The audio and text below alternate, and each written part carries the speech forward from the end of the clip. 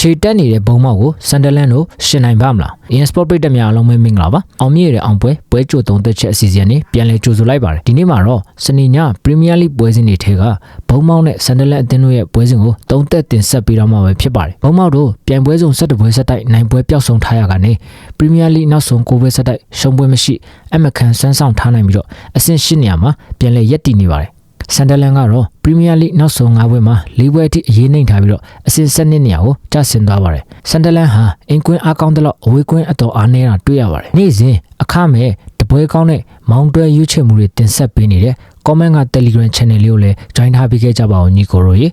channel ကို join ဖို့အတွက်လည်း comment မှာ link ချပေးရပါတယ်။ထိတ်တိုက်တွေ့ဆုံမှုအစဉ်လောက်ပြန်ကြည့်ရင်လည်းပါကျော်ဆန်ဒလန်ကွင်းမှာဘုံမောက်က2စီးနဲ့ဦးဆောင်ပြီးမှဆန်ဒလန်ကို3ဂိုးပြန်ပေးလိုက်ရလို့ဘုံမောက်တို့ရှုံးချက်အတော်နစ်နာခဲ့ရပါတယ်။ဒါကြောင့်ပါကျော်ရှုံးကျွေးကိုပြန်ဆက်ဖို့ဘုံမောက်တို့တေချာပေါက်စူးစမ်းလာမှာပါ။ဘုံမောက်ရဲ့အကျိုးပေးမှုဟာဝင်ရိုးတစ်စစ်မြင့်တက်လာသလိုလိအဝေးကွင်း73ပွဲမှာဂိုး20အထိခွင့်ပြုထားရတဲ့ဆန်ဒလန်အနေနဲ့ခြေတက်နေတဲ့ဘုံမောက်အင်ကွင်းမှာတေချာပေါက်ရုံးခဲ့ရနိုင်တယ်လို့ဖွင့်လှစ်သူတွေတွက်ဆထားပုံရပါတယ်။ဒါကြောင့်စနေညအောင်မြင့်ရတဲ့အောင်ပွဲအဖြစ်ဘုံမောက်ဘော်ဒီကိုပဲရွေးချယ်ပေးခဲ့ချင်ပါတယ်။ညီကိုတွေအားလုံးပဲအောင်ပွဲခံနိုင်ကြပါစေဗျာ။